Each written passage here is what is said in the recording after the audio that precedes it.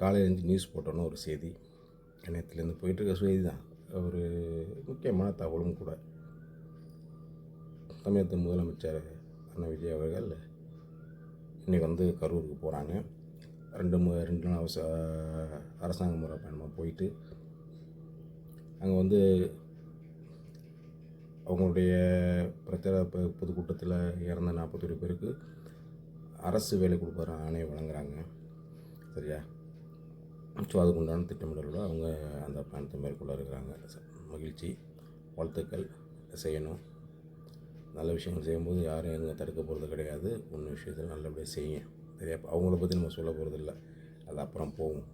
இப்போ அவங்க போயிட்டு வரட்டும். போயிட்டு வந்ததுக்கப்புறம் அதை பற்றி நல்ல கருத்துக்கள் எதுவாக இருந்தாலும் நம்ம பேசுவோம். அது ஒன்றும் பிரச்சனை கிடையாது. நம்மளுக்கு எந்த ஒரு காழ்ப்புணர்வும் கிடையாது. நல்லது செஞ்சால் நல்லதுன்னு செய்ய போகிறோம், தவறுன்னு சொன்னால் சுட்டி காட்ட போகிறோம். அவ்வளோதான், வேறு ஒன்றும் இல்லை. இப்போ என்ன மேட்டர்னா, நான் இந்த கிளிப்பிங்ஸ் போடுறேன் பாருங்கள். ஒரு டிவி சேனலு, சரியா, கிட்டத்தட்ட ஒரு 5 ஹவர்ஸாக அதை லைவாக போட்டுட்ருக்காங்க. இன்னொரு கிளம்பி போகலை கரூருக்கு. அது ஒரு லைவாக போடுறாங்க. சரியா? லைவ் போடுறாங்க அப்படின்னு சொன்னால் அது கொடுக்குற டைட்டில்லாம் பார்த்திங்கன்னு வச்சுக்கோங்களேன், நம்ம ஒரு தெலுங்கு படம் பார்க்குற அளவுக்கு இருக்கும் டைட்டில்லாம்.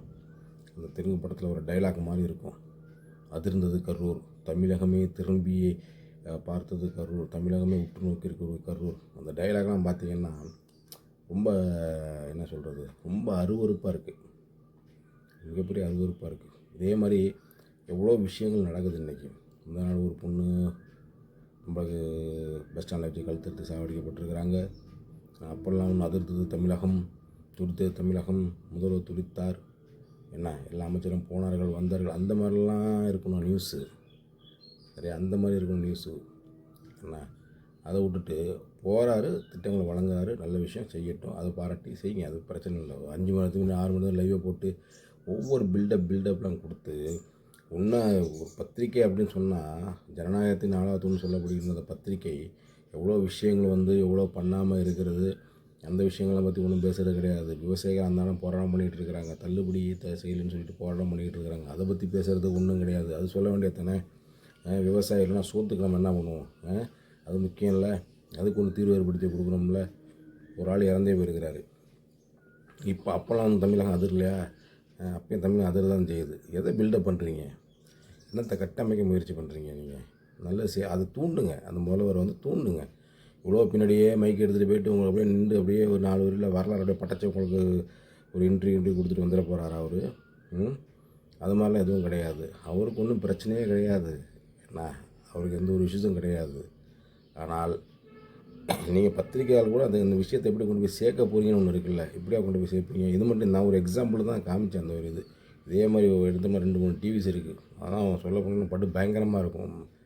நீங்களாம் டைட்டிலாம் தேடணும், அந்த மாதிரி இருக்கும். அவ்வளோ பெரிய டைட்டில்ஸ். அதுக்கு தனியாக ஆள் வச்சுருக்காங்க போல இருக்குது. ஏன்னா அதிர்ந்தது, உதிர்ந்தது, தெரித்தது, அவர் கால் வைத்த அந்த நேரம், அப்படி இதெல்லாம் ஒவ்வொரு பில்டப். பொறுப்பாகிறீங்க, ஒரு பத்திரிகைங்களுக்கு நீங்கள் பொறுப்பாகிறீங்க.